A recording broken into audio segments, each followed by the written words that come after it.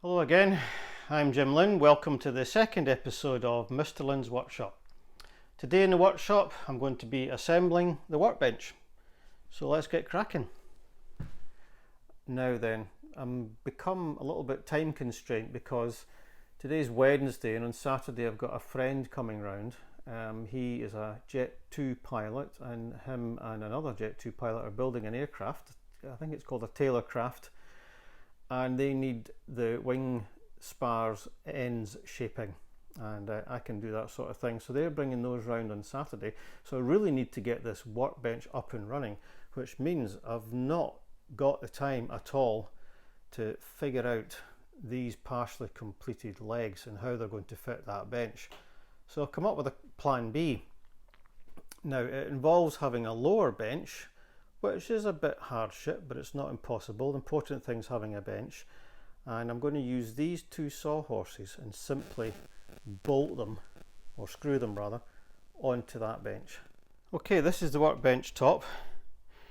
This is made from one 4-meter length of beech kitchen worktop.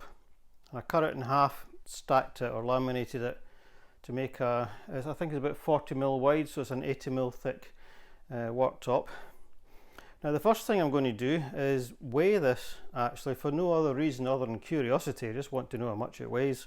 It feels quite heavy to me now, and when I made this first in 2012 I could lift the whole thing, and now I can't. You know, I'm 60 now, I wasn't then, but I can lift half of it easily, so I'm reckoning it's about 50 kilos maybe, half of it, so looking towards 70 to 100 kilograms. And I just want to know, just out of curiosity, so we'll just move it out a little bit from the wall first of all. Now the way to weigh this, you can't weigh the whole thing obviously, you'd have to balance it on some scales and that's ridiculous.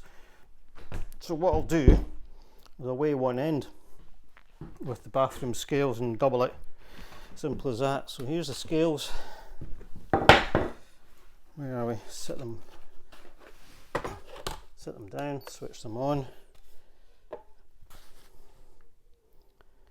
make sure it's set to 0. It is. Lift it on and leave it. Yeah, 40 kilograms, so it's 80 kilograms. So good to know that I can still lift 40 kilograms with a bit to spare.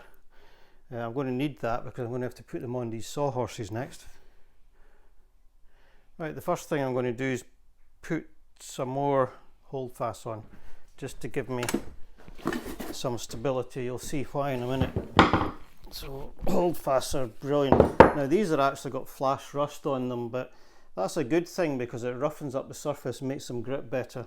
But I will use some rust remover to clean off the muck. Look, it makes a mess of the hands. But that'll leave behind a far from smooth surface, which is what you want with HoldFast. So just put that in there, give it a dunk with a hammer. Same at the other end.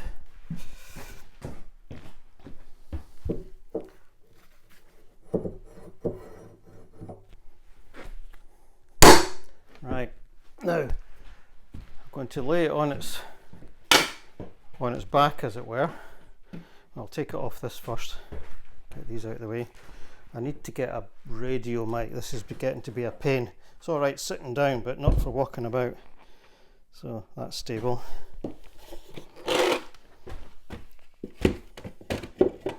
Done with that. That's a bit slack now. There we go.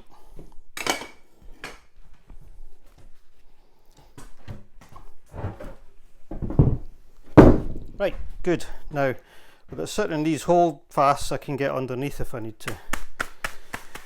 So, the other benefit of the HoldFast is that it automatically lines up the sawhorses. Just like that.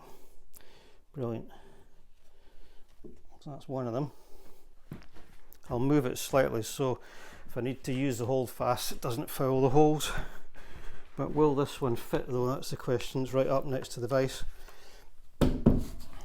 Yep, it does. Good.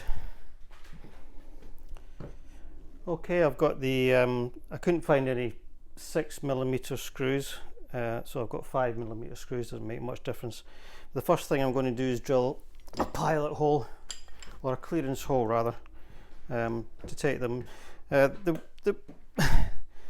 This is beech. It's quite hard, so it's going to be difficult enough driving these screws in. Although they are partially threaded screws, and theoretically you could drive them right through and then they'll pull tight because of the partial thread there. I'm not going to do that. I'm going to drill some clearance holes to drop the screws in first. It's going to be a bit easier that way. So I'm using the hand drill, just using my weight to clamp the sawhorse in place, and I've got a depth stop in as a depth stop, so I'm just going to drill that. That's one.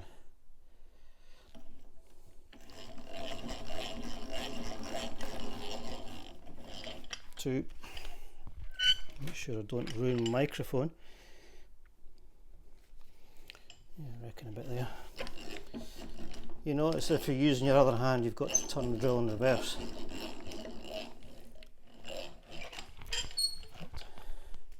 Made this a bit difficult for myself. Oh, that's the broken one. I'm not going to try and adjust that. Right, we'll just crack on with the way we're going. Well, this microphone's really going to get in the way.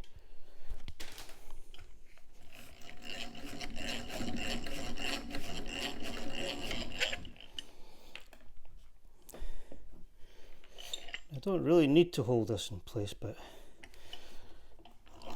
because it's not going to go right through. But oh, microphone, my goodness. Yeah, once I've finished this, straight on to Amazon radio mic. Right, good, that's that done. Untangle myself. And the next thing is the screws. I'll use the other drill for that. I've got this set at full handle, which gives more leverage, and it's set on the low gear, so I'll get more torque. So get one in the middle first of all. Not sure how well this is going to go. I might have to drill a pilot hole in, I hope I don't, because that's a pain in the neck. Well, that's quite tough, yeah. Yeah, it's really hard, so what I'll do, I'll have to crack on with the brace, get more torque out the brace.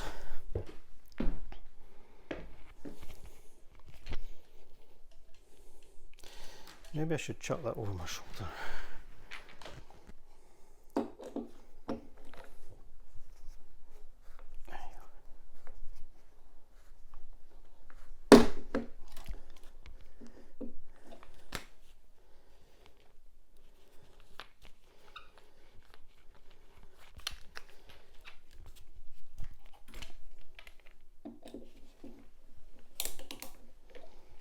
I knew that was the wrong way. Sod's law, isn't it?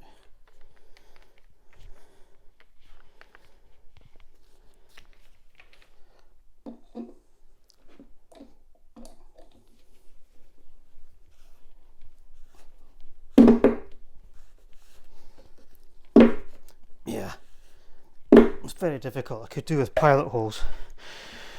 Also, this is the wrong brace. This is a, it's not got much of a sweep, this. So I'll change that.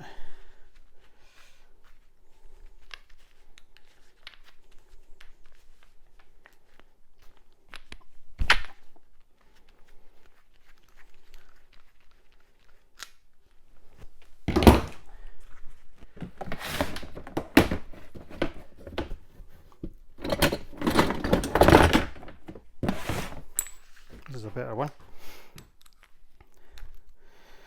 Now, they've been in the wars, these, that's for sure. Some of them left outside. Yeah, I mean, I do take care of my tools, but these are carpentry tools basically, and when you're working outside you can't keep them dry all the time. You just have to make do. But the beauty of it is they don't rust.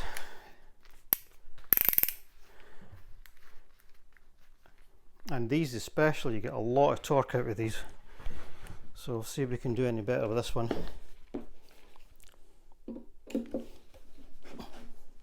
Yeah, the wood is really tough. I'm not able to get much force in that at all. I'm not even sure if a power drill will do any better. Also, they're not self-cutting screws, so they're not going to work as well. Right, I've got a plan B.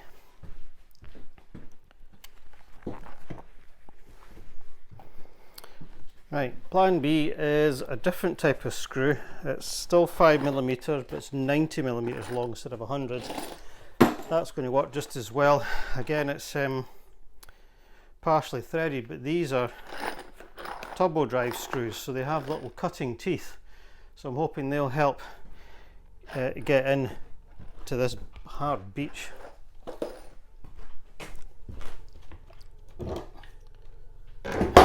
So let's give it a go. We'll start off with this one here.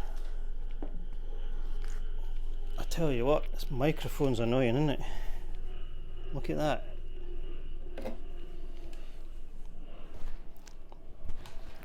Put it there. Okay, here we go.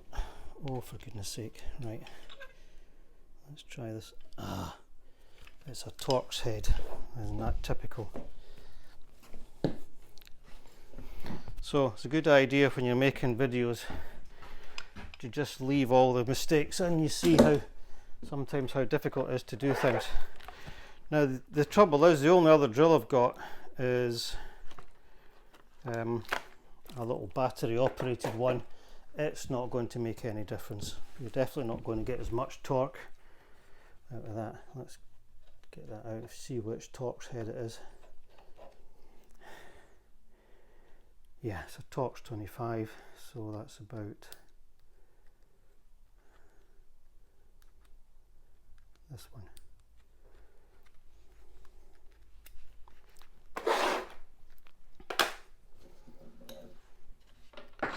Oops. Let's see. The Torx head might give a bit more grip.